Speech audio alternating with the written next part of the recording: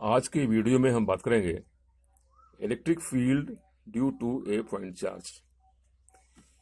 इसके पहले हम बात कर चुके हैं पहले ही कि कोई भी इलेक्ट्रिक चार्ज होता है तो उसके चारों तरफ उस चार्ज के द्वारा पूरे सराउंडिंग में एक उसका इफेक्ट पैदा हो जाता है। वो इफेक्ट कुछ इस तरह का होता है कि कोई भी दूसरा चार्ज अगर उस सराउंडिंग में आता है तो जो दूसरा चार्ज होता है वह एक फोर्स एक्सपीरियंस करता है। तो जो इसका इफेक्ट है, ये जो चारों तरफ एक प्रभाव क्षेत्र जो इसने पैदा किया हुआ है इस चार्ज ने, तो उसको हमने नाम दे दिया इलेक्ट्रिक फील्ड। और उसका एक और भी कारण था, जैसे अगर मान लिया कोई दूसरा चार्ज इसके जोन में, इसके सराउंडिंग में आता है तो यह एक फोर्स एक्सपीरियंस करता है। तो कोई भी चार्ज वहां पास में आएगा तो कितना फोर्स एक्सपीरियंस करेगा, तो उसको हमको ये बार बार कूलम्स लॉ के फार्मूले से हमको कैलकुलेशन करनी पड़ेगी। तो कुछ ऐसे तरीके की जरूरत पड़ी जहां की इसकी जरूरत ही न पड़े। तो यहां पर यह किया गया कि यहां पर जो ये स्मॉल क्यू है उसके स्थान पे जो ये एक यूनिट चार्ज का कंसेप्ट डाला गया कि यहां पर उसके किसी पॉइंट पे, किसी चार्ज के पॉइंट चार्ज के पास किसी पॉइंट पे अगर ये कोई यूनिट चार्ज अगर लाया जाए तो फोर्स कितना होगा।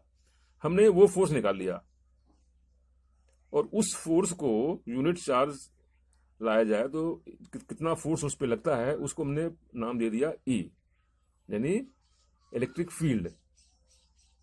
इसी कैलकुलेशन के लिए इससे ये फायदा हुआ, अगर हमको ई पता है तो कोई भी दूसरा हम चार्ज यहां पे लाए उस सराउंडिंग में, उसके पास में, तो सीधे सीधे हम उसमें उसको मल्टीप्लाई कर देंगे और हमको पूरा फोर्स मालूम पड़ जाएगा। तो इसलिए हमको एक इलेक्ट्रिक फील्ड टर्म की जरूरत पड़ी। तो उसका हमने कैसे निकाला। हम जानते हैं कि दो चार्जेस के बीच में लगने वाला जो फोर्स होता है उसका है expression 1/4πε0 capital Q small Q by R square. तो इलेक्ट्रिक फील्ड उसका जो हमको निकालने के लिए हमने क्या किया, हमने कि यहां पर जो क्यू है उसके स्थान पे हमने कर दिया 1।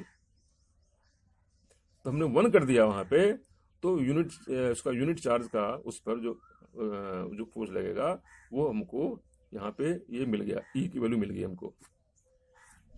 साथ में हमने डायरेक्शन के लिए हमने आर कैप दे दिया। कैपिटल क्यू और स्मॉल क्यू को जोड़ने के लिए जो यहाँ जो डिस्टेंस है, तो इस डिस्टेंस का जो वेक्टर है हमने यहाँ पे डाल दिया।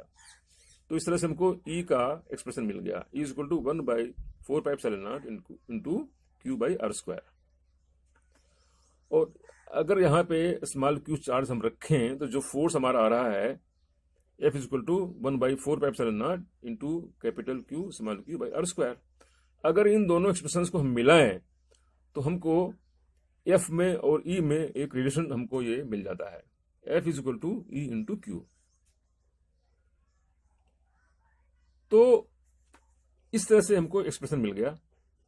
अब हमको एक्सप्रेशन मिलने के बाद में उस इलेक्ट्रिक फील्ड में कोई भी चार्ज आ जाए और इन दोनों की अगर हमको लोकेशन पता हो तो हम उसकी वजह से जो फोर्स लग रहा है हम उसको निकाल सकते हैं। और इसी को हम उपयोग करेंगे आगे। अब इसी को थोड़ा सा और सिस्टमेटिक रूप में हम देखें। अगर हमको ये फोर्स मालूम करना है, मान लिया दो चार्जेस के बीच में दो पॉइंट चार्ज, एक प्लस क्यू जो कि ओरिजिन पर है और दूसरा क्यू नॉट जिसका कि हमको कोऑर्डिनेट दिया गया है, पॉइंट पी पर है जिसमें कोऑर्डिनेट दिया गया है XYZ। अब इन दोनों के बीच में फोर्स निकालने के लिए हमने क्या किया कि कूलम्स लॉ का हमने इस्तेमाल किया। ये डिस्टेंस r है ये हमने, और उसके अलावा इसका जो डायरेक्शन है उसका ये डायरेक्शन वेक्टर में निकाल लिया हमने। वेक्टर यहाँ ये है 0 0 0 इसका कोऑर्डिनेट, इसका है XYZ। तो हमने क्या किया कि इनके बीच की जो डिस्टेंस है हमने निकाल लिया और ये हमने डायरेक्शन वेक्टर निकाल लिया। हम अगले आगे जो न्यूमेरिकल में इसको हम करेंगे, तो हमने क्या किया, इसका जो पहले फोर्स निकाला हमने, F equal to 1/4πε0 Q into Q0/r² plus r cap for direction. और अभी जैसे जैसे अभी डिस्कस हुआ, इलेक्ट्रिक फील्ड निकालने के लिए क्या किया हमने, Q0 को जगह हमने 1 कर दिया, तो हमारी इलेक्ट्रिक फील्ड आ गई।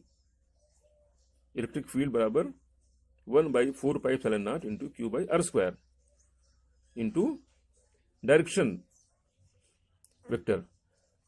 तो इस तरह से हमको इलेक्ट्रिक फील्ड की हमको जो इसका जो मैग्नीट्यूड हमको मिल गया, और इसका डायरेक्शन भी हम निकाल लेंगे with the help of these two coordinates. तो इसको और हम डिटेल में जानेंगे हम जब हम इसका न्यूमेरिकल करेंगे, जहां पर कि न्यूमेरिकल में हमको ये दोनों चार्ज पता रहेगा या ये चार्ज पता रहेगा, और दूसरा एक पॉइंट पता रहेगा। एक चार्ज मान लिया हमने, इसकी कुछ न्यूमेरिकल वैल्यू दी गई है और इसका हमको कोऑर्डिनेट मालूम है, और जो दूसरा पॉइंट है उसका भी हमको कोऑर्डिनेट मालूम है। तो हम उस कंडीशन में हम उस पॉइंट पर कितनी फील्ड लग रही है हम उसको निकालेंगे along with the direction vector. तो आज केवल इतना ही, आगे हम इस पर कुछ न्यूमेरिकल करेंगे। Thank you.